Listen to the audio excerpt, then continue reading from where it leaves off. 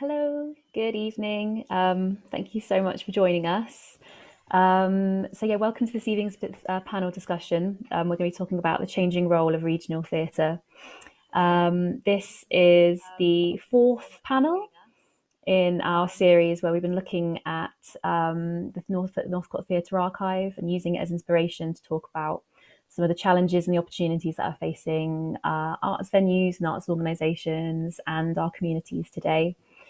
This talk it's in partnership with the Exeter Fringe Festival, which is there's an incredible programme of work being presented across the city from local theatre makers next week, as well as a kind of housewarming programme all of this week, which we'll be linking to.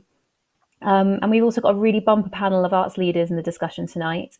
So the discussion is going to be in sort of two halves. So I'm going to try and keep my usual introduction to some of the archive materials very brief. And so first of all, going to be looking at this item here, which is a page from the Northcote magazine. So in the early years of the Northcote's operation, they used to produce these kind of magazines seasonally, where they'd have lots of articles written by people who work behind the scenes. So for instance, this one was written by Jack Emery, who was an associate director and writer with the theatre. And he was really interested in dissecting the idea of what it meant to be, what it was to be a regional theatre. As we've talked about in previous discussions, the Northcote Theatre launched itself as a theatre for Devon, and it was its first sort of name was that were one of the names that it was kind of tried out was like a Devon Arts Centre. And you can obviously see over the years how that's changed, and in more recent years how the branding has changed to Exeter Northcote Theatre. So it's quite interesting to kind of look at that journey a little bit more this evening about how that's changed from in terms of the kind of the geographical remit of the theatre. And this piece really looks at in the magazine, sort of talks about the importance that regional theatres tell the stories of their local community, and really how it had the importance that it was not just a meeting place, but that it was a place that the community felt ownership over. And so, that was the kind of the thoughts and feelings back in 1968. And then I've just been looking a lot at the kind of the previous minutes and mission statements of the theatre over the years. So these ones from 1979 and 1980, where it sets out what it means to be the Northcote Theatre, what it means to be a regional theatre, and what its mission was. And you also can see how where the has that worked? Yes. Where the kind of the audience used to come from, and the remit and the funding that the theatre received was really, from Teambridge, North Devon, Somerset and Dorset even received core funding from that far, kind of historically. So it was really seen that its artistic programme was serving the entire region, and it was expected to have for its work to have a presence in the communities right across the southwest. And then obviously over the years, that funding kind of scaled back and became more local. And you can see that that way that focus of the theatre became more local and on Exeter. But we'll be exploring a little bit more this evening about how that role has changed in terms of that the kind of the importance of theatres and venues now. Perhaps it's not about touring their own kind of product into different communities, but supporting the theatre makers and organisations that are working within those communities, that have come out of those communities. We'll explore that a little bit more. But it was definitely much more to see in these images where it used to tour work typically to schools all across the whole of Southwest, and so there are lots of memories from audiences who remember being a young person and seeing Northcote work in their school hall right across the Southwest, and that was very much seen as the role of the theatre. And then we're also going to be talking this evening a lot about mission statements, and how, I was quite interested in finding this one, which was from 2002, where a lot of the kind of language where it's about creating a centre of theatrical excellence, where it's reflecting the cultural life of the community. The focus on the kind of balance between artistic excellence and also serving a community, how that language feels like that's kind of stayed in the mission statements of a lot of regional venues over the years, but it feels like very recently there's been a real shift, much more until talking about the community and talking about change making as well. So I just found it quite interesting that the mission statements of the theatre have generally stayed very samey since its inception, but that there's been very recently a real shift, and so it'll be really interesting to talk about that a little bit more with the panel, who will have experience of working with venues in this way. And finally, I just wanted to share this final slide. I don't know if you guys can see it because there's quite a lot of detail in this, but this was from some material from 1985 where it was breaking down again where its audiences came from, where its funding came from, but also really interestingly, how many people it employed. And overwhelmingly, there was 14 actors, 17 technicians, and 7 administration staff. And I'm sure the panel will be able to talk about as well how they'll have seen in venues how that's completely flipped around, and how the technical teams and having actors on staff is basically unheard of now. But the kind of administration teams will be the huge, will make up the majority of the teams, and the staff that are kind of running the theatre now.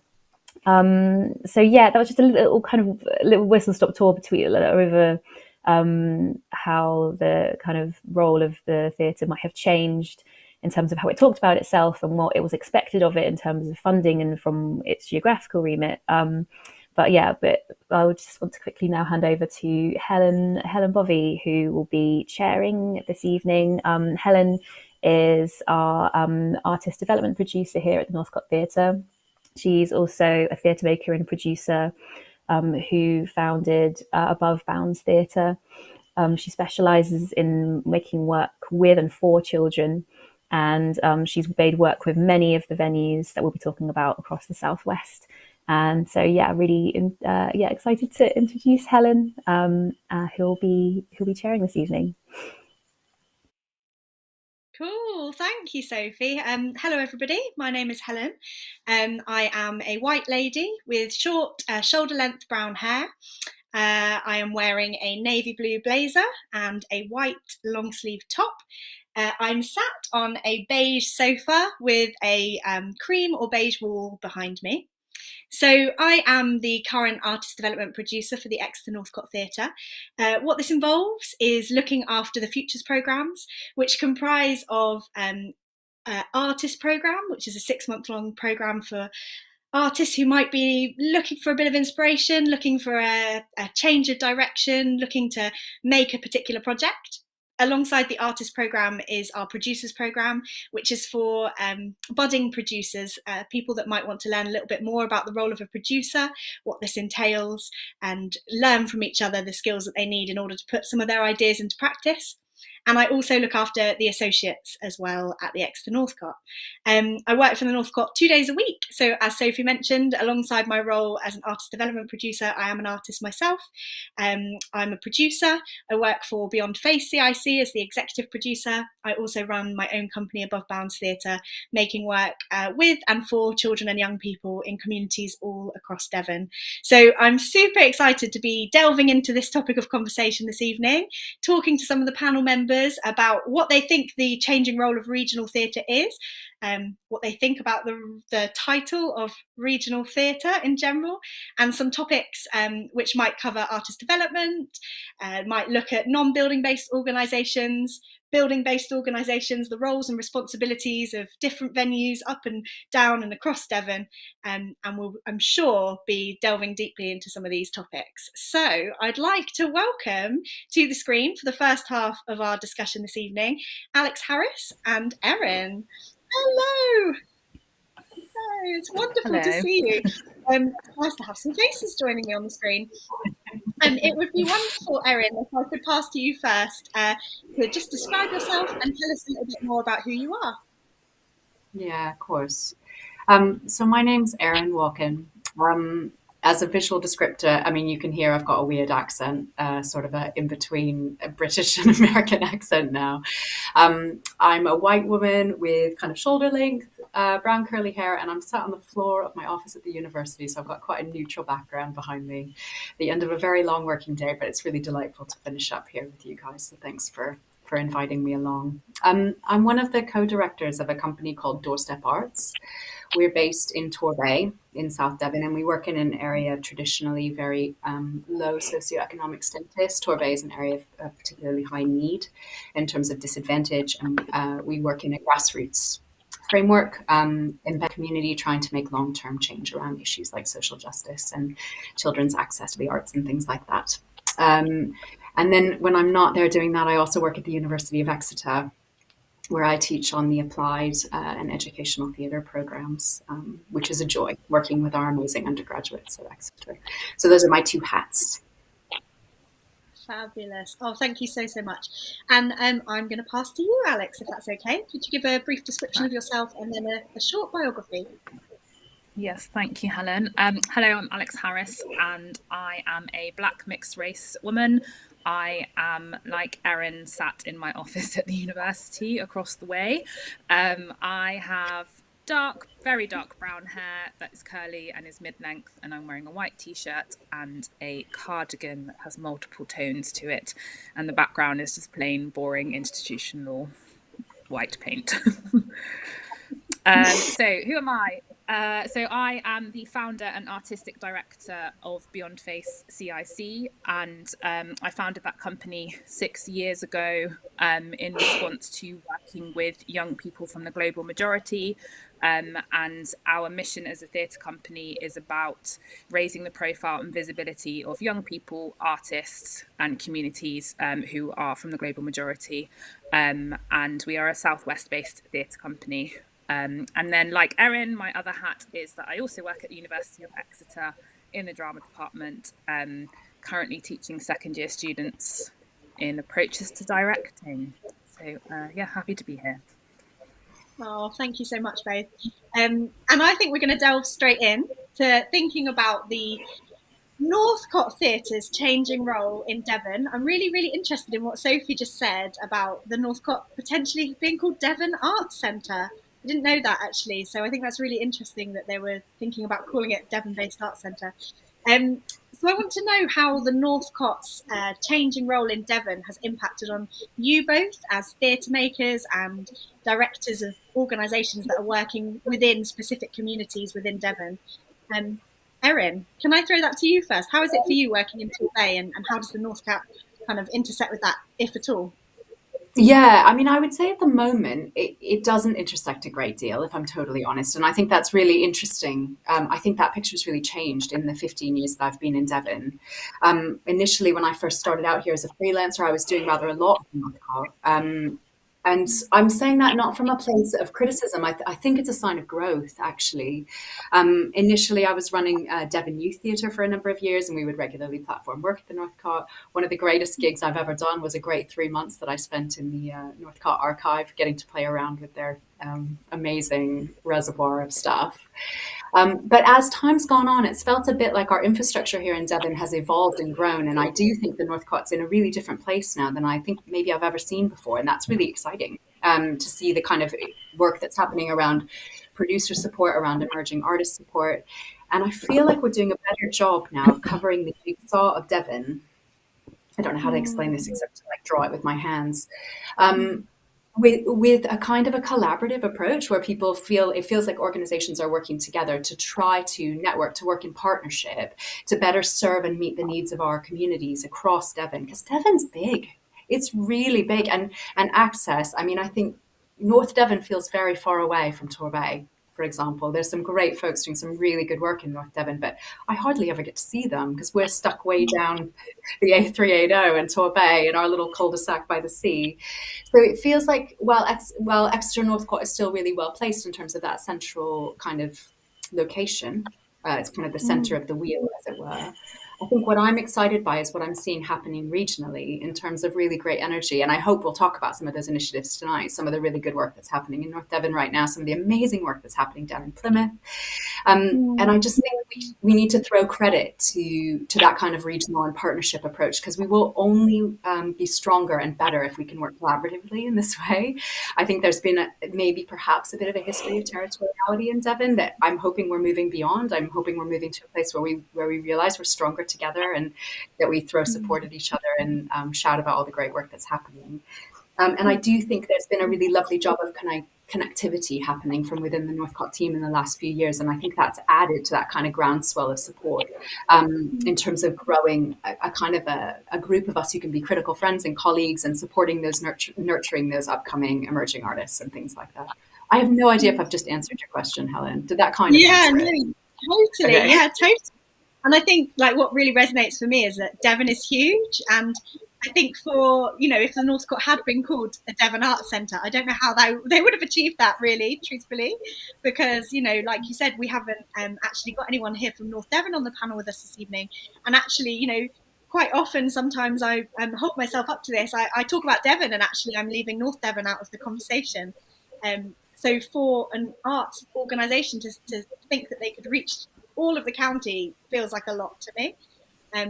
Yeah, Alix, how has it been for you? Because you're obviously Beyond Face is shifting to a southwest-based organisation working all across the region. How does it feel for you within this topic of conversation? Well, firstly, I'm really bad at geography, so I was sat here thinking like North Devon, South Devon, like where am I? So I'm like, oh, I need to go and look at a Google map. Yeah, I think. Where to begin? I guess as Alix, as an individual, I think I've really noticed a shift in terms of the Northcote, because obviously, like, I was able to be a director there this year and to direct the Honeyman, and you know, I guess pre-COVID, like, I wouldn't have ever have thought that I was going to be able to have the opportunity to direct a mid-scale venue in the Southwest, because actually there are really few opportunities for directors in this region, but particularly in Devon. And so I think I'm really feel honoured to have had that kind of, to have been asked to direct for the Northcote. But actually, I'll be completely honest, that was a daunting experience in many ways, but also highlighted massive areas of improvement that I needed to make as an artist because of what necessarily wasn't available to me. Because I never had the vision of a mid-scale venue, because I never thought it was going to be an option for me. So I do think that that's definitely a shift, and something that the Northcote can probably kind of, you know, sing loud and proud about in that offer. I think for me,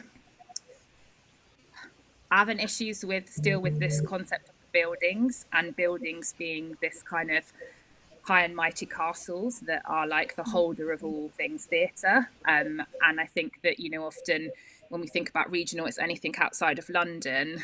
And then it feels like it's like, oh, the buildings that are outside of London. And I think that what I'm really excited about is that COVID proved that small companies like all of ours, and the many others like Paddleboat, etc., all kept going throughout this time in the sense of being able to deliver. And I don't feel like that's being sung about enough. And I think that the organisations like the Northcote and other theatre venues have a responsibility to also amplify those voices if we're talking about that genuine collaboration. But what I will say that I have been impressed with the Northcote is that they took the risk to, I guess, strip down the structure and rebuild and redesign their business plan, and to redesign, you know, not just the branding, but also about what they're about, and reaching out towards communities and to working with artists more. And I think that's really brave, because I do think there's a lot of companies and venues that are unfortunately going to go back to the same and haven't necessarily learnt things, or have learnt but might be a bit too scared to make the change happen. And so whilst I do believe the Northcote's got a long way to go, I think I'm really happy to see that they are on that step to doing that. So yes, I'm going to stop there. No, I think it's really, really interesting, because one of the things I'd love to talk to you both about is this difference or certain difference that maybe we put in for ourselves between a non-building based organisation and a building based organisation, and this idea that, you know, one might carry greater weight than another. And I really wanted to think about that both in terms of Doorstep Arts, Erin. How is it for you? Because you cover, you know, Torbay's also quite a big area to cover, without having a kind of, you know, without having that building to base yourself in. But how do you find that? Yeah, and I think we really consciously try to not use our traditional theatres very often. We do use them sometimes. We've got the Palace Theatre in Paynton and we've got the Princess Theatre in Torquay, and they're great local assets, and they've both somehow managed to survive COVID, and long may they continue, and they're wonderful. But we don't really use them very often as Doorstep. We tend to program small scale work, often one-handers or two-handers. Often it's quite kind of experimental fringy work, very similar to what we might be seeing this next week at Exeter Fringe, hopefully. And we like using spaces like our libraries or our parks or community centres. We really love a youth centre. Any chance to program something in a youth centre, and we're there. And we like to think creatively about where work can be staged. We've really worked hard to build strong relationships with schools. And that's not easy right now. Our schools are under immense pressure. All this conversation about curriculum catch up and recovery curriculum. We've got some very tired teachers working heroically right now to try to continue to support young people's mental health and well-being, and also address some of these things that are coming back at them. So we as Doorstep are really keen that we continue providing artists in schools and providing platforms for schools to see amazing touring work and amazing artists. So like, we've got an incredible artist coming in November called Connor Allen, who's bringing his show from Wales, and we're really excited about that. And it's going to tour to 3 of our secondary schools in Torbay. He's going to reach audiences with that piece that a building-based theatre would never reach. Let's just be really honest. We're taking it to the school. He's going to perform for year 9 groups, year 10 groups. Some of those young people do not regularly go to see the theatre. And so we feel really passionate about that model, about building those long-term trust relationships in our community and making sure that the work is getting out to those settings where people really are and where people really feel safe, because there's always that kind of threshold fear. And I think that's something the Northcott's battled, isn't it? It's the theatre on the hill. It's always battled that kind of, how do we get people up the hill? How do we get people across the door? And what's been great is to watch all those different creative solutions that have come out. I do think that the education and participation team, Lisa and her team, are doing an amazing job around outreach and really getting out there. So I feel like there's ways in which there's common values and synergy between the building-based venues like Northcott and people like Beyond Faced or Doorstep, but we're all just approaching it in our own way. And I think the Devon ecosystem needs us all to approach it in our own way. It needs all of us. It needs that diversity. That diversity is strength. Like, the way we tackle reaching new audiences and supporting artists is different than how Beyond Face does, which is different than the Northcott, and that's beautiful. Sorry, I sound like a hippie, but it is. No, it is. Alix, do you have anything to add or any reflections on that? I can't remember the original question. The difference between sort of a building-based or a non-building-based organisation, and how they work together, and how it might be perceived that one is of greater weight than the other. Yes. Yeah, I mean, I think, yeah, I agree with everything that Erin has said. And I think that I think the thing with buildings is that when you literally see them on the outside and you go in, you kind of, it gives you that immediate sense of what is this organisation like, in terms of scale and size of it. Like, you're able to kind of look at it, or how many seats, and therefore, in a way, it's easier to go, oh, that's a big organisation. But if you look at what Doorstep do, and I can say that because I'm on the board as well, like when I sit in the board meeting and Erin sends the report of what they've done, they're doing just as much as a building. It's just that when you walk into the office, they all, they're all in one room. They're just not, do you know what I mean? So I think that there's something about our psychological perceptions of scale and size. And I think that sometimes, because we don't necessarily have departments as well, so obviously we're not able to tell the story in the most kind of, we don't always, in our companies, like, everyone's doing several different jobs to kind of keep up with the capacity and the demand. But I would be really intrigued to know, to have a look at kind of, buildings and independent companies, and look at the demand and the ask, and interrogate that a little bit more. And I think there feels like a pressure I feel a pressure to be in partnership with buildings in order for Yeah. artists to be interested in working with us as a company. And, you know, often, you know, we have had people that have worked with us before who will put on their CVs that they've been at that building rather than they've been with us. And I have to go, please, can you make sure that you tell the story of us? Because it was, you know, it's Beyond Face that funded that project. It's just that we happened to be given space in that building.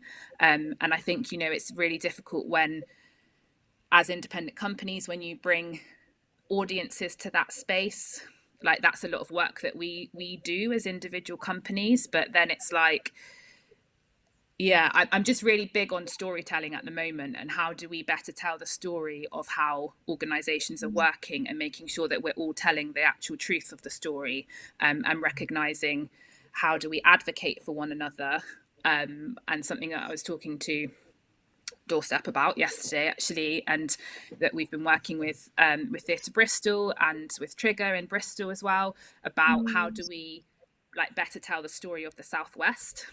Totally. And I don't know if we've got time to kind of talk about that, but just again, I think advocacy, and I guess the final thing I'll say is where we feel like we shouldn't have to be in buildings to be successful.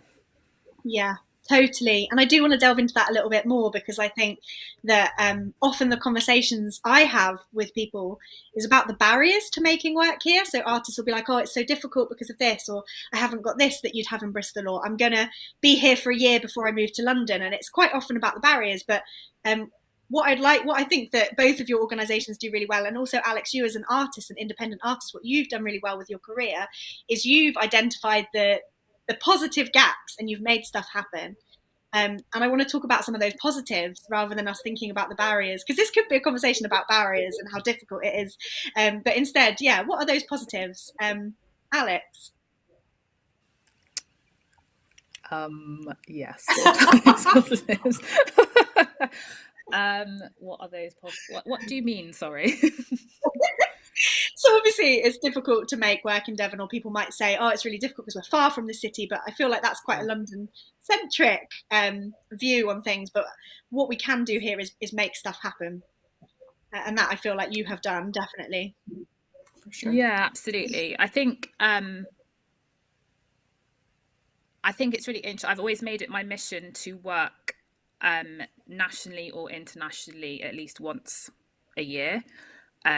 And that's been to kind of go and experience another city, to recognise what we do have on offer down here, and to be able to talk about that, and to again advocate for the people that are doing the work within Devon and the wider Southwest. And also have wanted to kind of go and think about what can be brought back.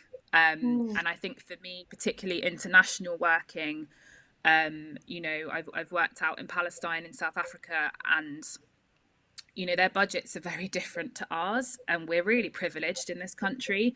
And even when I went to Canada, like the you know, how much money actually goes into the arts in this country is actually a lot in comparison to elsewhere. And I don't think that we recognise that. And I appreciate that it's really difficult. But, you know, I think I never got into this industry to make money. People are probably watching this and going, "Oh," and I'm not saying that because I want to devalue the arts in any way, but for me, it is about social justice, it's about racial justice, and it's about using the platform to make change happen. And I do think that that's what I've tried to do, is to kind of go and witness and see how things are being played out in areas where money isn't the first thing that they think about. It's actually safety. And whether people are having their next meal coming from, or actually celebrating and the joy that comes with making theatre. And I think that we can lose a real sense of that, the joy of what we do within this industry.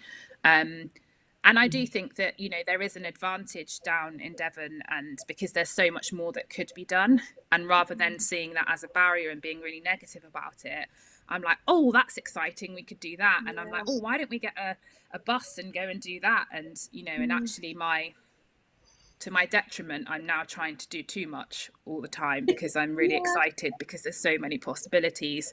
And you have to go, I don't think we can do that, Alix. That's not... I don't know if that makes sense. Erin, say something wiser. Totally. No And I think pressure. also, in terms of just before we hear from you, Erin, I think as well the fact that you can have young people working alongside the professional artists here in Devon in a different way than you might get in the city, where you go into a big building on the West End and the young people watch that. But here, I mean, certainly from your events through Doorstep Arts, some of those events where young people are literally part of the professional productions or alongside a scratch from professional company, and that feels like the most incredible opportunity that we have here in Devon. That it probably happens elsewhere too, but it just feels like a rich thing that we have at our disposal. And space, Yeah, sorry, before Erin and speaks, I was just going space, to say about absolutely. space, like people get really shocked in London and other areas when they're like, oh, you can get free space. And it's like, yeah, that, that's a real bonus. Sorry, Erin. No, it was a good point, Alex. I sort of feel like Alex touched on the really big stuff there, but I do think we sometimes get stuck in I guess maybe the only thing I would want to add is I think we get stuck in deficit conversations. Um, and those become scripts, and we repeat them over and over. Oh, we can't do this, or we don't do that, or Devon doesn't have this, or the Southwest struggles with that. And I'm really bored of those deficit conversations. I just want us to talk about what is possible. And I think the next decade is going to challenge us in every way we can humanly imagine. Climate change, racial justice work that's urgent, that needs to happen now, like it needed to happen yesterday, but we've got to make it happen now. Our young people are facing an epidemic of issues, and the work is urgent. And I feel like artists are the change makers. We are the like critical workers of the next decade, and that's about participatory work. That's also about our theatres. That's about the stories that we tell. That's about the voices that we represent. And we've got some great folks in Devon doing this work, from the Northcott across to lots of other people who are probably sat listening to this. And I feel like we just need to go where the yeses are. We need to go where the yes people are and work together. And going back to what Alex was just saying about the story we want to tell, I think we need to vision bravely and boldly about what is possible here and how we can do this better. But also, our world's changing rapidly under our feet right now, and we need to be leading that. And I don't like these perceptions that Devon's some sort of provincial, backwater, rural something. We're not. There's really progressive, strong critical thinkers here. And there's artists who are at the top of their game making some really exciting work here. We're amazing. I think we just need to remember that we're amazing and shout about it and host events like this where we can talk about those things and promote those positive stories as well. That's all I wanted to add. Totally. And Alex, have you found that for you, yeah, let's let that moment go. Alex, have you found that the perception of yourself as a professional director elsewhere, when you're working in the cities, or when you're working the cities, like we don't have them here, when you're working in London or Manchester, or even internationally, like, do you find that you end up talking to those people about the fact that you're based in Devon, or does that just not come up in conversation? It always comes up in conversation. Yeah, not necessarily. I mean, it's interesting. I think what Erin just said about, I'm not very good actually at telling a positive story about the Southwest. I'll just put it out there publicly for the world to see. I'm not, and that is because of lived experience of racism in arts organisations in the Southwest, having to kind of fight on behalf of younger artists within institutions, and having to kind of be that spokesperson, and feeling like there's a lot of so much work to do, but I've still stayed. And often people, I think in the last panel, people, someone asked, like, why do I stay, and that is because of the positive side, because there are some really amazing people here, and there are great organizations, and there are artists and young people of the global majority that deserve to to be heard, and for the fight to be fought for them, and with them. And I think that, and I just wanted to kind of say that in terms of, like, that is the story that I am often talking about when I am in London or when I am in Manchester.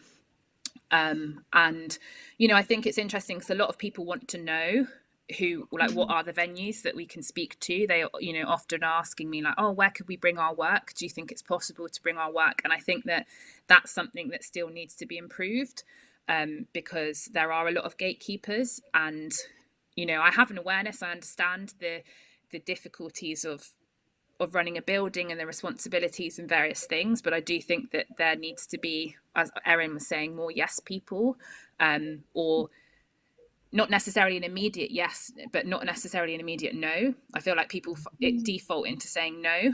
And I think that, you know, I try to be positive when I'm, you know, in spaces outside, to be able to kind of, amplify the people doing the good work. But it is difficult. It is really difficult, because sometimes I do get on the train and come back and go, oh, why am I coming back? But equally, then when we do our work, or we have a team day, or I go to a board meeting at Doorstep, or you know, I see the students and stuff, I'm like, oh yeah, I'm reminded of why I stay.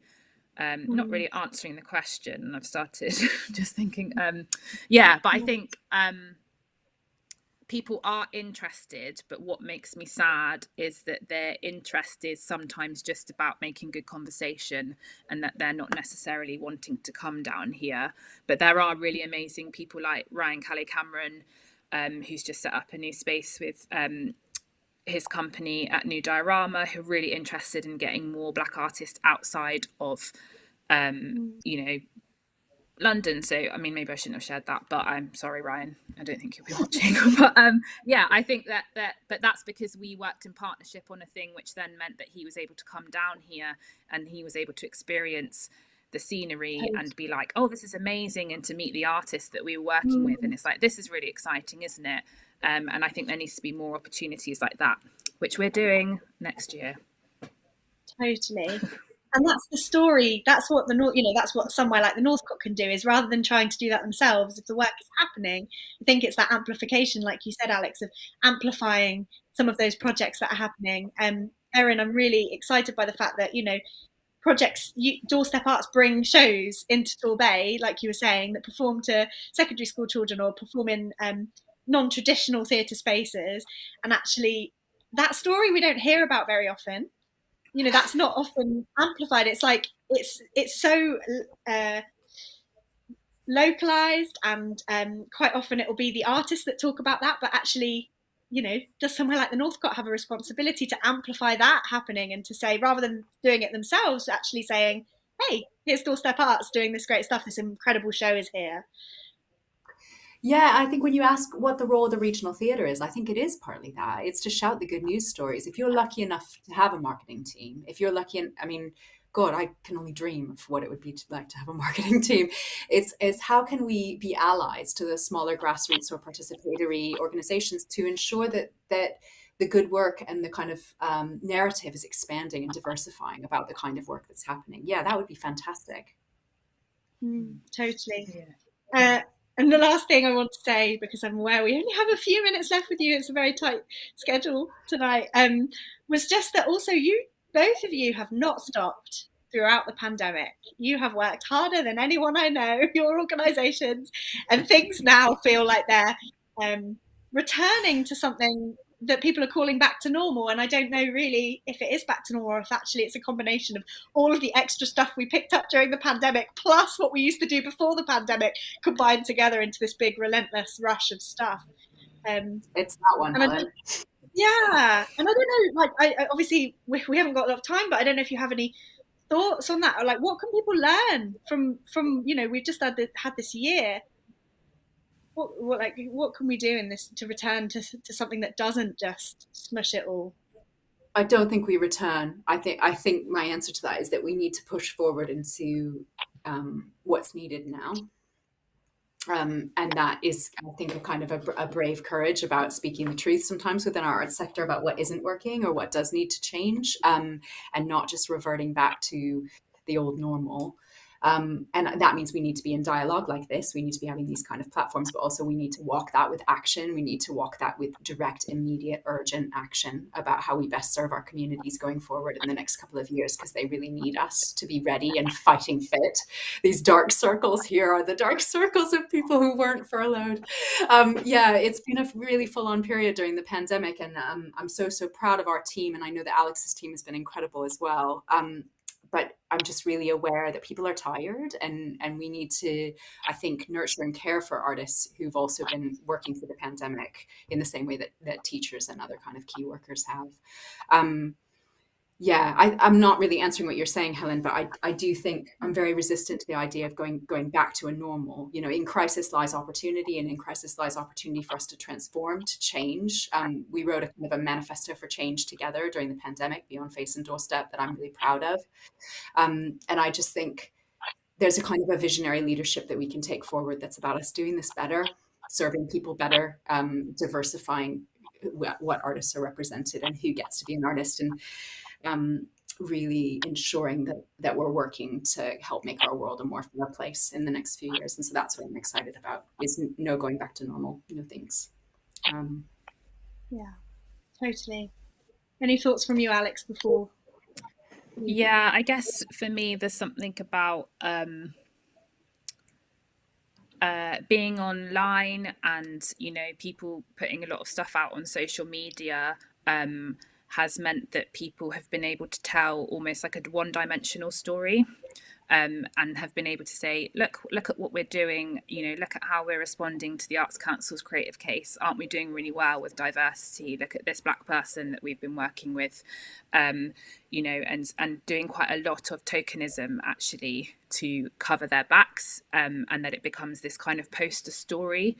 And I just really hope that people really have been doing deep and meaningful work, and that they recognise that it's still a long way to go, and recognise that people with lived experience of discrimination in whatever form have been dealing with a pandemic, and also a huge awareness raising over the last 2 years, and recognising that those people are tired as well and continue to have that. And I think that I just am fearful of, I guess I'm fearful of more tokenism, and I'm fearful of not the real genuine work. And that doesn't mean to say that people, can't get stuff wrong, but I just feel like I'm already seeing it, and I'm already hearing stories of people being damaged like they were beforehand.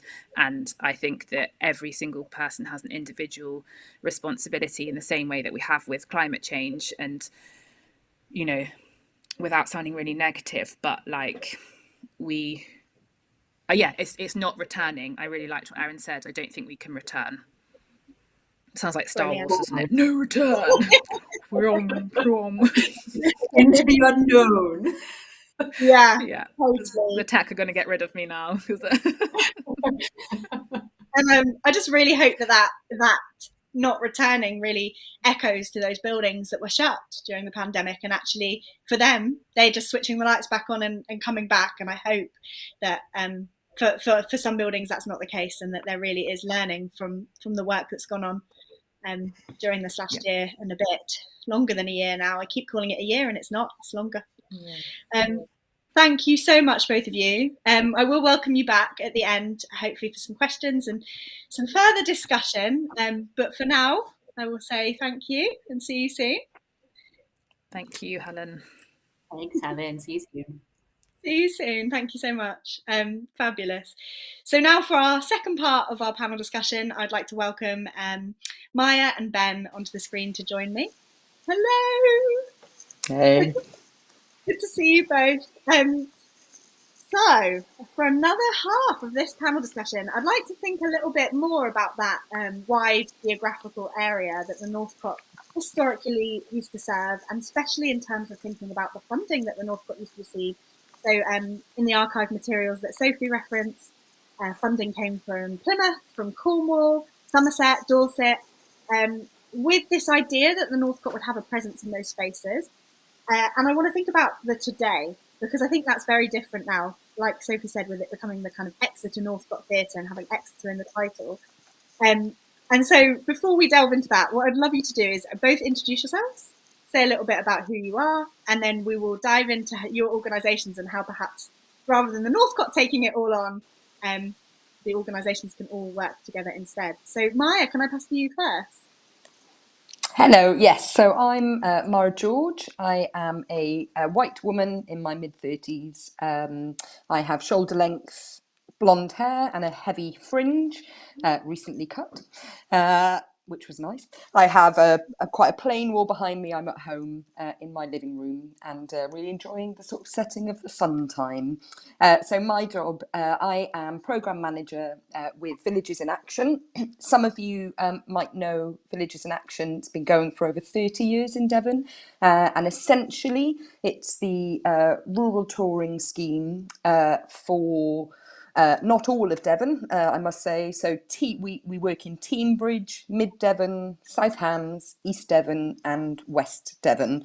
I also wear a few other hats as lots of other people. I'm a project manager with Doorstep Arts, and I also work at the University of Exeter on employability, particularly in the creative industries. So juggling lots of part-time things, that's something that's interesting, I think, from what's come from the panel so far, really. But yeah, that's enough about me. Oh, thanks, Mair. Yeah, I agree. Maybe we'll talk about that, actually, the kind of juggling that needs to go on down here in Devon. Ben, can I pass over to you? Hiya, I'm Ben. I am a white man wearing a white t-shirt and a burnt orange coloured shirt. I have sort of neck length hair that has a centre parting, affectionately known by family and friends as a Tudor bob. I'm currently sat in my mother-in-law's shed. So to my left, there's a window. There's a sort of a woodworked ceiling above me, and in the background there is a small painting.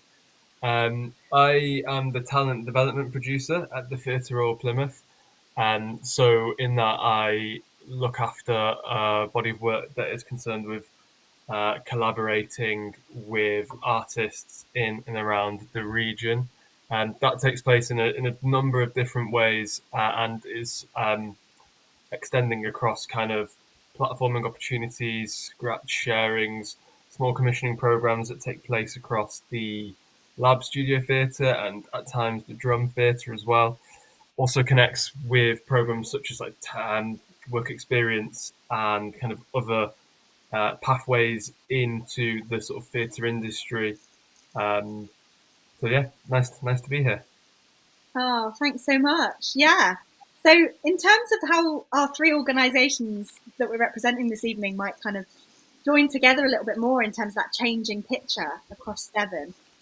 So rather than the Northcott taking on that role and doing it all or trying to do it all, what are your thoughts on actually organisations starting to partner a little bit more, starting to link up opportunities and support artists who might be starting their career here in the county and might be going, where do I go to first?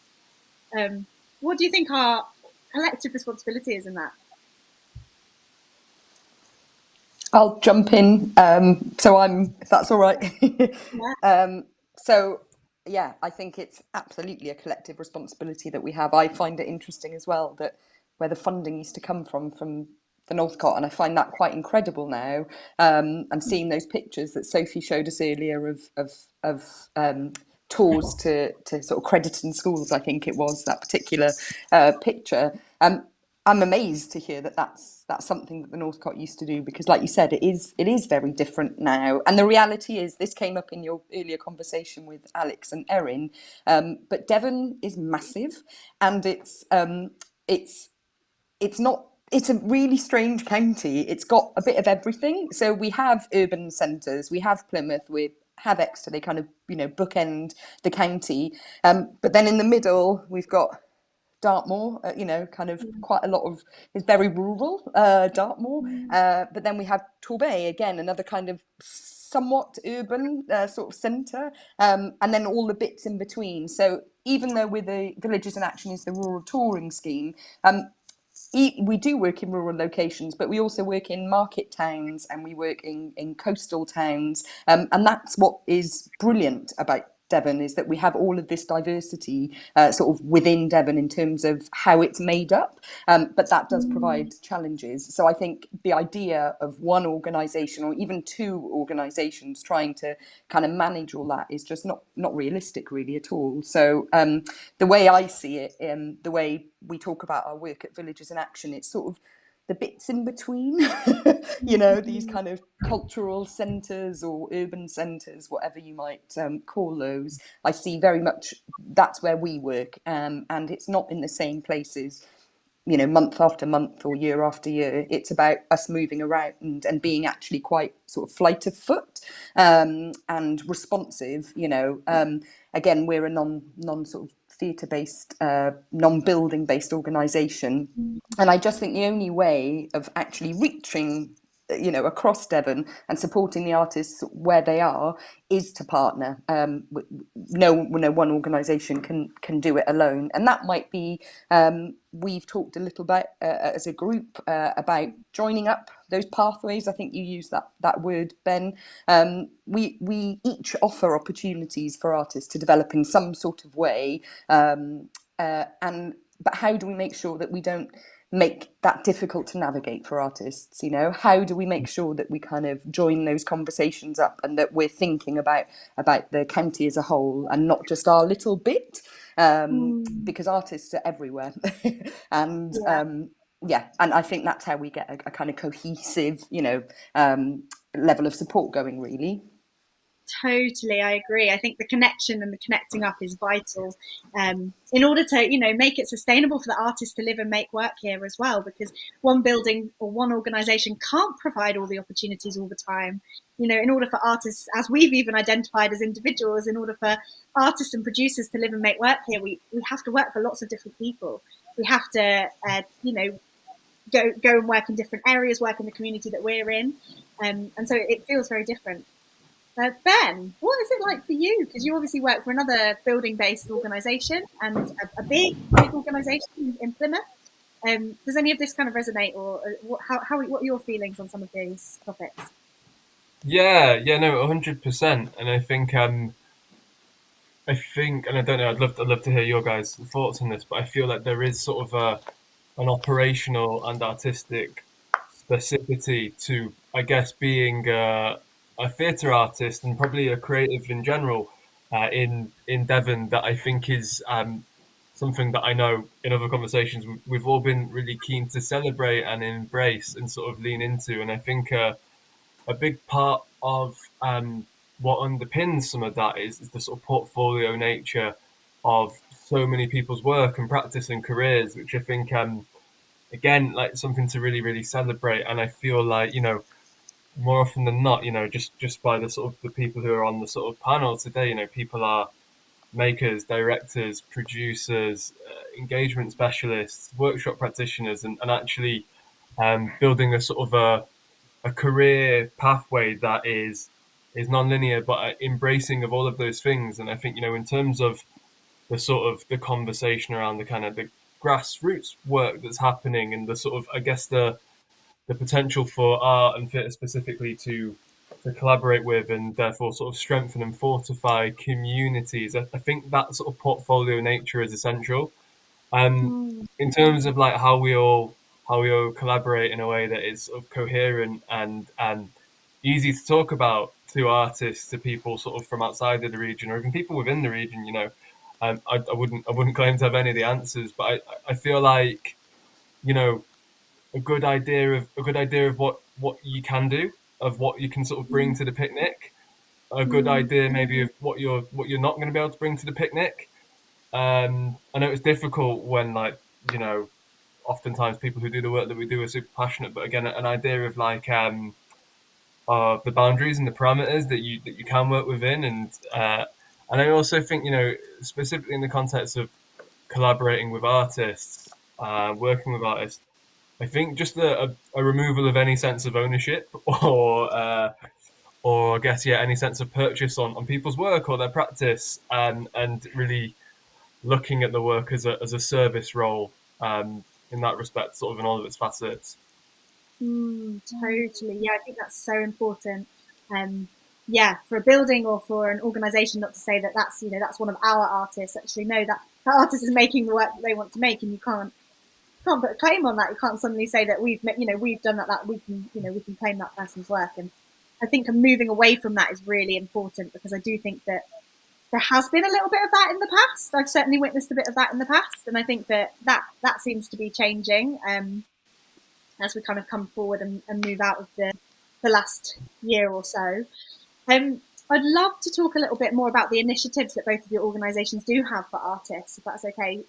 Especially thinking about how we tell that story better, because Mair, I think the return of From Devon with Love this year through Villages in Action was just an absolute joy for me to see, and for me to kind of go and be part of and see some work within one of the communities in Devon. And for those that don't know about From Devon with Love, are you able to give a little summary about what that was before and how it's returned this year? Absolutely, yeah, really happy to. So I moved down to Devon about 6 years ago, and one of the first things that I saw or was involved with, I was sort of sussing out, where do I fit in here? Where might I, kind of, what are the opportunities? Who's around? Who's making? What's going on? What's happening? And I found From Devon with Love. So it was a festival that was run by the Bike Shed Theatre, which everyone will know, unfortunately, is no longer around. But it was a kind of showcase of work. I think it took place over a couple of weeks, if I'm not mistaken. Loads of work celebrating artists, the work of artists, people who were living and making work in Devon, basically. That's kind of what it was all about. And having an awesome programme, lots of different things for people to see, work in kind of different stages of development. And that's the kind of essence that we've held on to.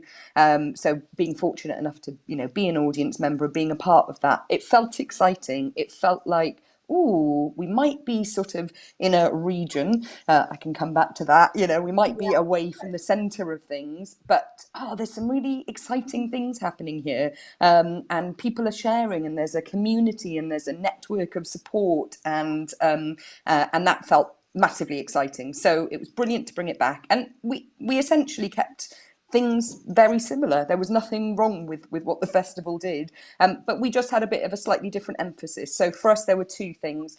One was very much it being a scratch festival. So for those who aren't familiar with the word scratch, it's basically work in progress. So that's about artists having a place to share work, not always having to present sort of finished, finalized, polished versions of their show, to audiences. So it was about encouraging scratch at different stages, again, of development, but also getting artists to think about making work, not just presenting work, but how could you take it out to rural communities or some of the communities that Villages in Action works in. So again, what happens if it's not in a theatre kind of space? What happens if it's in a village hall? And then the other part, I suppose, of it was all about how do we get our audiences, current audiences, so the kind of traditional role of rural touring has been to present work, touring work in village halls largely. And actually, I was really interested in how do we get more of our audiences in those places becoming sort of being a part of the conversation, being a part of that creativity, and feeding in, so all of our we just had awesome artists who performed a real diversity. So it's not just theatre that we do at Villages in Action. We also host performances of dance, of spoken word, music, all sorts. So it's a really varied programme. And what we did was work with, so we presented in 3 locations, and just to say, the open call was incredible. We got so many applications. We were so excited. There's clearly, it was really clear that the kind of that people wanted it, that people had missed it, that they wanted the opportunity to be involved in this kind of conversation, I suppose, with with different audiences, not necessarily theatre going audiences necessarily. So that was kind of a really exciting thing. And for us, it's about what we're really interested in at Villages in Action is how we empower or support people to make their own decisions about their own localities, their own places. We aren't the experts. We don't know. We're a very small team of people who are passionate about these things. But the people who do know about the places they live in are our network, are the promoters that we work with locally. So that felt really important to break down some of those barriers, and get them the local 5-year-olds coming to see something who might never have stepped into a theatre building, but they'll step into their village hall, or you know, and it's just a really nice invitation, basically. Sorry, I'm probably totally going off on one, Helen, but No, not at all. it was Not great. at all. It was so lovely, and I came to Coomintine Head, and just to see the community feel to something like that, but the community watching a piece of really innovative scratch theatre, you know, in a space where they might not have usually engaged with work like that, really excited me. And I think that this new model of From Devon with Love is, yeah, it's moulding together all of those things that we were sort of talking about in the first half of the discussion as well, about how we start to make connections with our communities and make work with and for those communities, as well as the goal of artists being to kind of engage with the theatre buildings that exist. What I am interested in, though, is how some of the artists that were on the From Devon with Love programme had also engaged with the Theatre Royal Plymouth then. So one of the lab associates was part of the festival this year. And so clearly that pathway or that connection is starting to happen, which is really exciting. So Ben, are you able to talk a little bit about what the Theatre Royal Plymouth currently offers and how you see those pathways being integral really to your offer for those artists?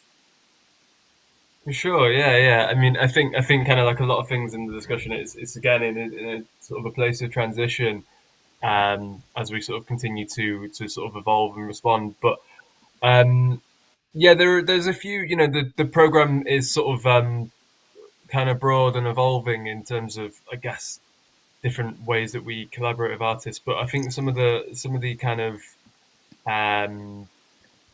consistent elements of the program are programs like the Lab Company, which is a long-standing program. It's been at the theatre for longer than I have, I think, and that is a year-long training program for artists who feel like they're sort of towards the start of their careers, which is a sort of a year-long attachment to the Theatre Royal Plymouth. It comes with workshop access and the opportunity to see lots of work at the theatre, to receive workshops from companies who are presenting across our stages on the sort of invitation to form a theatre company. Would usually take anywhere up to about 12 artists as part of that programme, who would form their own company and they would produce their own work in the lab. At the end of that sort of programme, the idea being that it's an invitation to build a company and to sort of launch that. And I think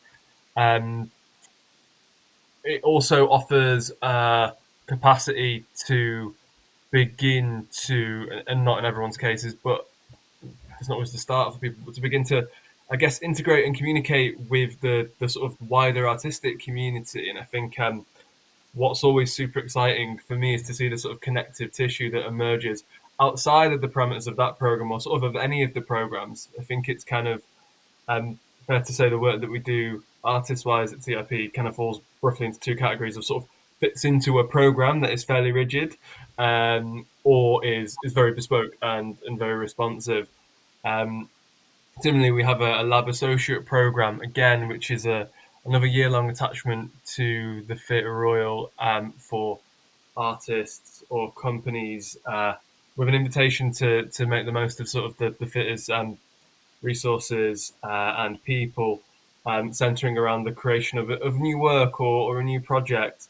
But I think, you know, oftentimes a lot of the programs that we do are also an invitation for a context, because I think, again, like going back to, I think, the specific nature of the sort of the art psychology here, and I think this is sort of in relationship to what was said in the sort of the first half of the thing. There's just a lot of people who make things happen in Devon, specifically. A lot of people who don't necessarily want a direct by numbers program, but they want some resources and a sounding board and an opportunity to make something within it. So I think another part of that program is to just to try our best to be sort of bespoke and responsive. I think the thing that I get most excited by in terms of the work that I do specifically with TRP is the working with artists who are emerging or part of our sort of existing engagement programs. And there's sort of an exciting sort of number of projects that are developing now from members who've been parts of our sort of participatory portfolio for a long time, who are going, no, I make work, this is what I do, and kind of finding a way to sort of respond to that. I feel I've probably only answered about 1/16 of your question there, Helen, but thanks for sort of No, indulging the it's really, tangent. really interesting. And I think because the organisations and the buildings all offer something slightly different for artists, I think, that is why I feel a responsibility to make that easier for people to navigate, because it could be quite overwhelming. Somebody who might just finish university here, or who might just finish college here and go, I want to make some theatre, or someone that might be returning to the industry having taken a break, and then they go, where do I start? It could actually be quite hard to know who are the organisations that are out there, especially because sometimes, as we kind of discovered in the first half of the panel, the building-based organisations might be the loudest, and actually they might not yet be able to discover the incredible work of someone like Villages in Action. And so I feel like those pathways, and for us to get together and build that map of what's on offer, feels really important to me. And I'm really interested that one of the lab associates then made that move across to the From Devon with Love programme as well, because I feel like that's starting to show what is possible and what can happen. Mair, what are your thoughts on that, on the kind of importance of those of us that are in these roles, making it a little bit easier? Yeah, it's definitely our job. It's confusing, it's hard. Like I said, when I moved down to Devon and I was like, oh, what's happening? What's going on? It took me a while to kind of work it out, and there's only so much you can get from a website, and there's only so many times you can pay to attend events and to get the train and to go, like it's hard. So I think there was something earlier that Alix was saying around the connectivity and the online stuff. So the reason I did regional, I think earlier, is because I get really fed up with this word. It's like, what is it regional to? It's always sort of set up in opposition to, or maybe not, but as different from London, basically, is what we're talking about. And it really bugs me that we kind of talk in that way, and we take the language of government and all of those things, and it's like we need to kind of own that a bit more and go, no, this is the theatre that's of Devon, but it's also equally can be taken elsewhere, so we do have a responsibility to do that, having kind of navigated that ourselves and tried to make sense of it. And I think the thing to say is that it will change. It's not always stuck, and so it shouldn't be. Yeah, I don't know. I think there's something for me about where I think about brilliant that there are artists who know they want to make work, and they know that's an ambition they have, and they will apply for those kind of programs that are set up to do that. But there's so many people who just have no idea it's even an option. I'm thinking about some of our rural communities. There might be one of 5 young people living in a particular village. That's really usual in a lot of our villages, where they're just tiny groups of young people. And if they don't see things, how do they know that they can be them? It sounds really obvious, but it is our duty to kind of get that out there, join things up, be the advocates, be in touch with each other. I'd say that's a huge part of our job, which perhaps is something people don't necessarily think about, or that isn't necessarily kind of in the job description, That's, yeah, I could totally go off on one here, but yeah. And I think it comes back to what Alix was saying as well in the first half, that how do we tell that story? Because actually it does all come back to the story that we tell, because quite often it might be that a young person might think that they have to leave because they haven't actually seen the show come to their village, and they haven't seen that as an option. Or Ben, what you're describing in terms of your participants on a programme, they might not know yet that they might have been participating as a participant and then realise actually they want to make that work professionally, they want to make that step across. But it's a hard thing to navigate, that if we keep telling the story ourselves that in order to do this you have to leave, or in order to do this it's not of the same standard as something from London, then that's the story that people will tell themselves, and that's the story that they will think as well. So I think it's really, really interesting. And I guess, how do we change that public perception? Do the public have a slightly different view of something if it's in their village hall? So, they could see the same show at the Theatre Royal in Plymouth, and then they could see that same show in Buckfast-Lee. Do the audience, what do they think in those two spaces? Are they informed by the space that they're in? Do they think that one version of that show is professional and one version of that show is a community show? I don't know if you have thoughts on that. Ben, what are your thoughts on that? I think I think we could talk for hours about that sort of like that perceived definition between sort of like professional work, non-professional work, because like, likewise, I think as a whole sector, we're sort of redefining what that means and where those parameters are. And like, you know, I think so much of even just the language that we use in our industry invites a value system which is based on you know, like you say, like London buildings, like regional buildings, everything else. And I think that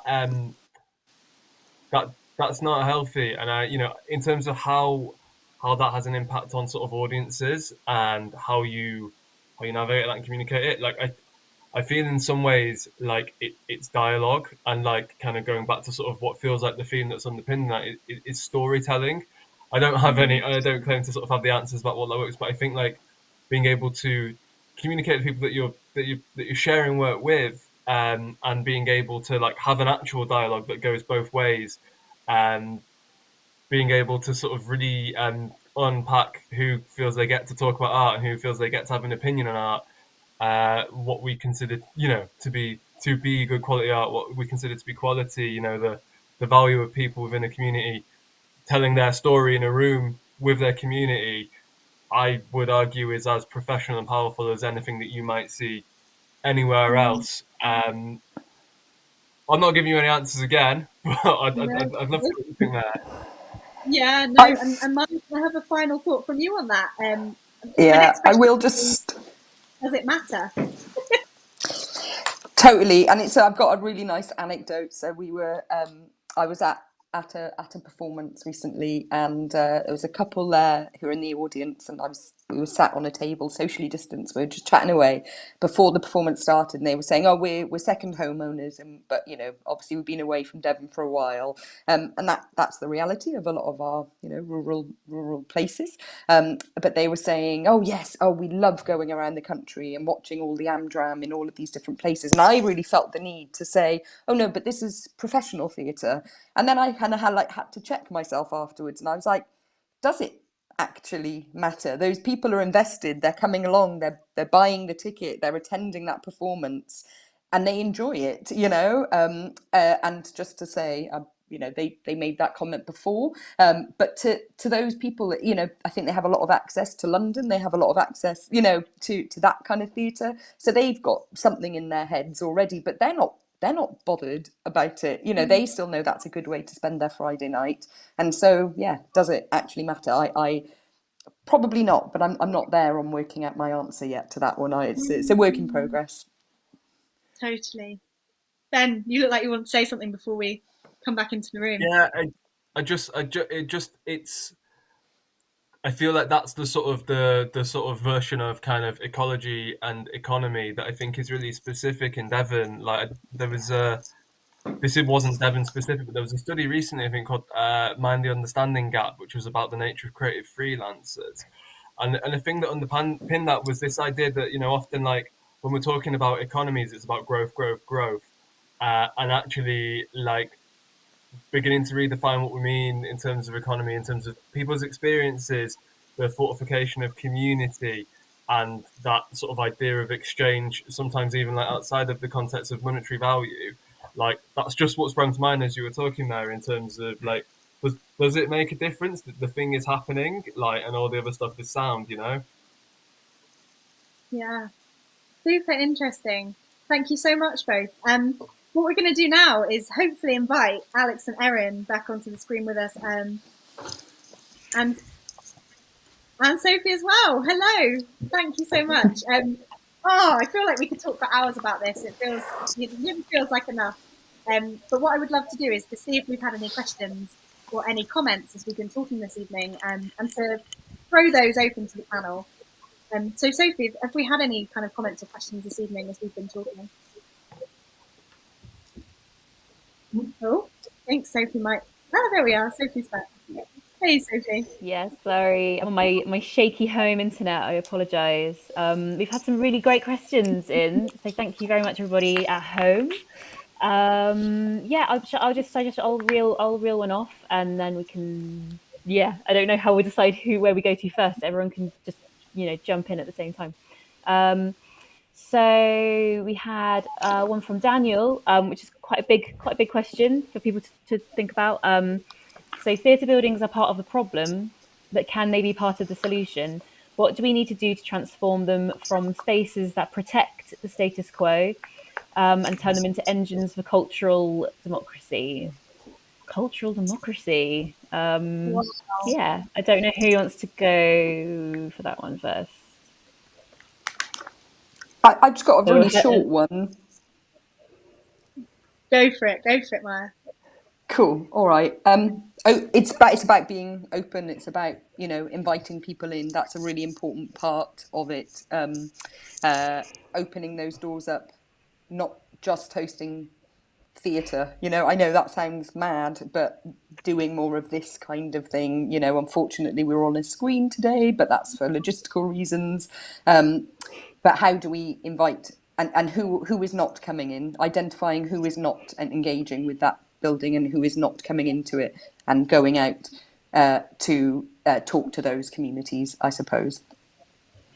Any other thoughts from the floor? My thought is that Engines for Cultural Democracy is a really good title, and Daniel should use it for something. That's my initial thought. You know, take hold of that one. But just to like build on what Mair was saying, I think, you know, our theatre spaces are beautiful gatherings for in-person conversation and dialogue, and surely we are hungry for that. Surely there's a need for that. Like these digital spaces are great, and they've made lots of things possible, but the human spirit needs some feeding now, right? So how do we gather together in community? How do we use those spaces as real hubs and forums for conversation? How do we make sure that people who don't identify as artists or theatre goers feel just as welcome there and are actually invited in for events and things that are really relevant for them? How do we link up in partnership so that those of us who are specialists in, say, grassroots or participatory or educational formats are able to genuinely work in dialogue with our theatre spaces to make more possible, to make real change possible? And that means being involved in conversations right from the very beginning, not just being brought in a later stage when a project's already been designed, but actually being involved from the groundwork, from the very first moment of conception, so that that kind of Engines for Cultural Democracy is part of the whole breathing of that project. And that means we have to plan together, we have to vision together, we have to dream together, we have to dream big. So yeah, that's my answer to that one, I think. Totally. I really resonate with that. Like, not just somebody having an idea and then opening the doors and then saying, come and be part of my idea. Like, there has to be a shared collective idea, surely. Yeah, that really resonates with me. Alix.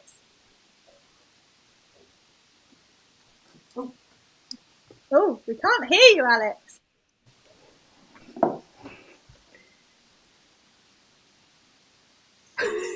Oh, we can't hear you. It's on mute. Oh, no. Could you interpret it, Alix, and we'll speak it for you? Yeah, there it is.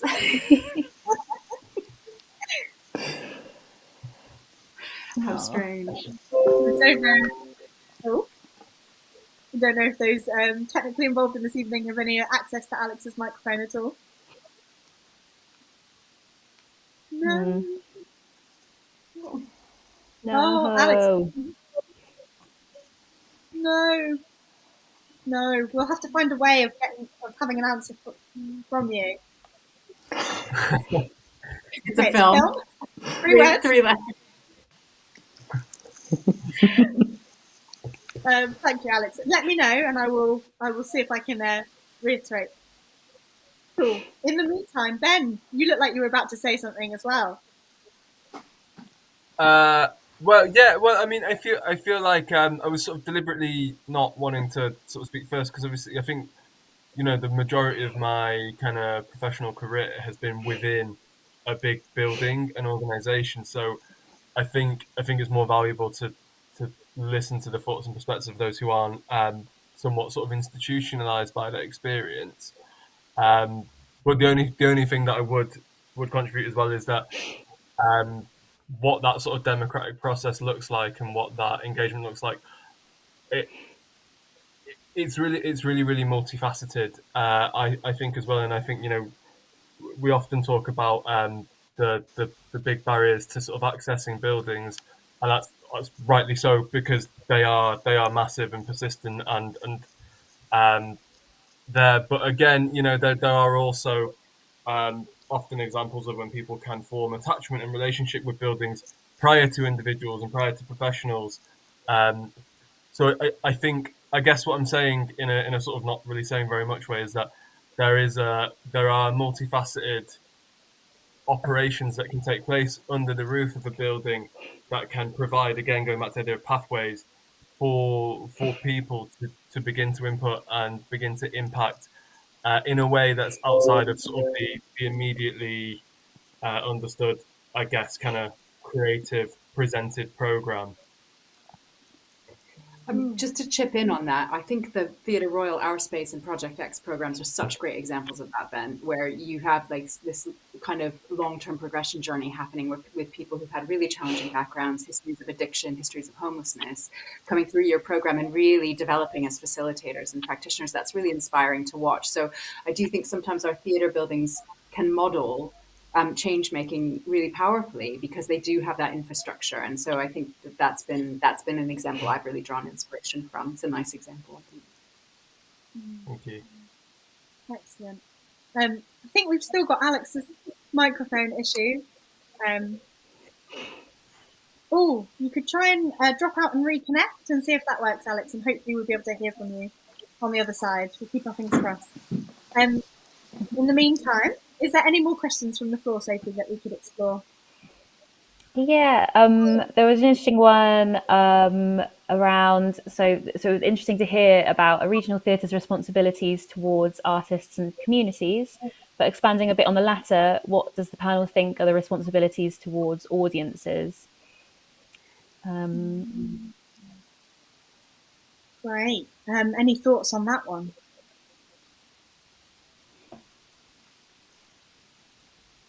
Hello? Yay! We can hear you! We can have Alix's thoughts. I have no idea what the question was. Alix, would you like to respond to the previous question, and then we'll go for the two again, sure. rather than putting you on the spot? That's great. Yeah, I was just saying that me banging on about my storytelling thing, but I think it's something about how we reframe the narrative of grassroots learning and participation, emerging artists, early career artists, outreach, and then professional. And I think that that's something that can definitely be the shake-up, because it feels like the amazing shows, flashy, expensive shows come in, and then suddenly engagement and learning and all of that lot are brought in to bring the audience, and there seems to be like a lack of appreciation around the value and the work that goes into that, and it just feels really segregated. And I think that Contact Theatre in Manchester are a really brilliant example of an organisation that don't do that, and that young people are on the board, they're part of the decision makers, and 20 Stories High in Liverpool as well, like the young people are the professional artists. And I think that I think for me that's how we make the change happen, so that actually we're moving beyond a hierarchy of what is better. And even things like ticket prices and going, oh, we'll give that community group free tickets or £5, like even how that is framed, I think is also putting people in a particular box and saying, oh, and we're reaching out to you, and actually it should just be like a set price or something that's just, if you could, and I know people are exploring that with pay what you can, but I even find that statement sometimes quite inaccessible, of like pay what you can, like that language around it. So I'd say reframing the narrative and language. Yes, and I think that's so true. And I think actually to bring the Exeter Fringe into it, really inspired by the way they've programmed the festival this year, which is with an artist panel contributing to the programming. So artists have actually been part of that panel alongside organisations and the Exeter Fringe team. Alix from Exeter Fringe has written an incredible blog about that process. It was a conversation that Alix and I had when we were thinking about the Fringe, and how it can be really, how the Exeter Fringe can really belong to the artists rather than the venues.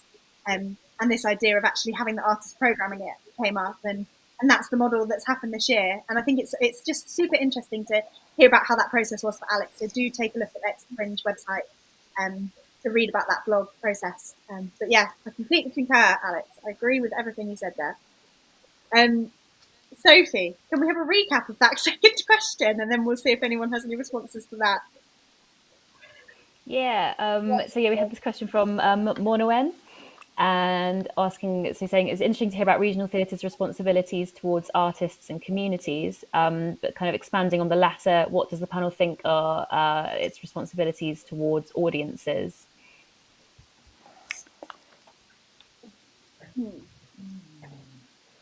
Any thoughts? I suppose I would just say, sorry. No, go for it, Mair. I suppose I'd just say that audiences are part of the communities. They're not distinct from, they're not a separate group of people. They are the same. So, yeah, I don't know. So by serving the communities, they are serving the audiences. And maybe there's something there about traditional audiences versus this kind of new work that, you know, people might think theatres are doing. But as I think we've learned from the heritage, you know, stuff that Sophie was talking through earlier, that's not a new idea, you know. And actually what we're doing is kind of levelling things out a little bit, I think, and serving more of those communities. Totally. Ben, did you want to jump in? I really agree, and I think also to understand that seeing a show is a form of engagement as well, that like again fits into the story of someone's experience of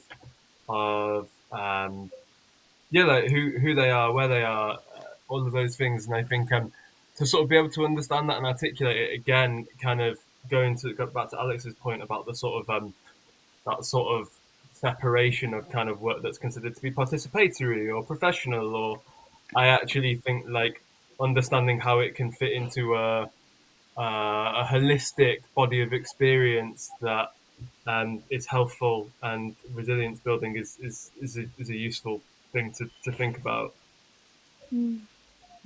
I think it's Brilliant. difficult, isn't it, with buildings as well, because obviously you have like membership schemes and you can go and sit in a theatre and read someone else's name on a seat. And I feel like that therefore it doesn't necessarily feel like it's yours. So in terms of like, and I guess like the advocacy that audience members can do on behalf of the, you know, it can be more than that you get your drink first or whatever, that actually the kind of the offer could be about, you know, is there a way in which you bring someone who's never been to the theatre before, or how do we, you know, are there sessions that can be done with pre-existing audiences who are regular theatre goers to help them tell the story? I'm sorry, I keep banging on about storytelling, but it's just literally it. But I think because when you go into buildings, you do hear people go, our audiences. And again, in the same way that you were talking earlier about, I think with Ben, about saying about owning our artist, or these are not our artists, it's a similar thing of going, maybe re-looking at our audiences. What does that mean? Totally. Erin, did you want to add anything to that before we finish up for the evening? No, these guys have just said really wise and wonderful things. I was just enjoying listening to them. Yeah, audiences are active. That is an active process. And so seeing our audiences as a part of those active agents for change, I think, is key. But just echoing what everybody's just said there. And I think, I also think audiences can be huge advocates for the work. You know, there's such a loyalty with the Northcott audience, that, and there's such a history there of the Northcott really being a community-owned and loved space, with that kind of history of the community show there. And I think that model, the amateur dramatics audience, the community play audience, those are really powerful advocates and agents for change. And how do we tap them as I don't know, potential allies in the work going forward? I think that's really important. Definitely. Wow, thank you so much, everyone. I feel like there's so much to cover. We never quite get there. We never quite have enough time, but hopefully this is the start of a conversation, and this is the start of that connectivity that we've talked about, and the start of telling our story better and stronger. I think that is the theme that's come out this evening, that storytelling. So thank you to each and every one of you for being part of the panel this evening. Hopefully, if people would like to find out more about the organisations that you work with or about you as artists, they can do so. We'll make sure that all of those links are on Exeter Northcote social media so that you can take a little look after this event if you haven't already, definitely. So I'm going to do some closing words now for our panel this evening. And essentially, I would just like to talk about this exciting week that we've got ahead of us, because this is part of the Exeter... Oh, everybody's left me. This is part of the Exeter Fringe Festival. This is the sort of start of the festival that will be coming. And I really encourage people to come and see some of that incredible work that's been programmed this year by that incredible team of advisory artists, along with the venues and the Exeter Fringe representatives. Starting on Saturday, we have the Exeter Northcote's Housewarming Week, which is a week of work from artists that the Northcote have been working with, communities that the Northcote have been working with, and young people as well. And that starts the Exeter Fringe Festival, which then rolls into the following week. And there's a huge programme of artists from Devon, but also from across the southwest and further afield too. You can take a look at the Exeter Fringe website to get tickets for those events.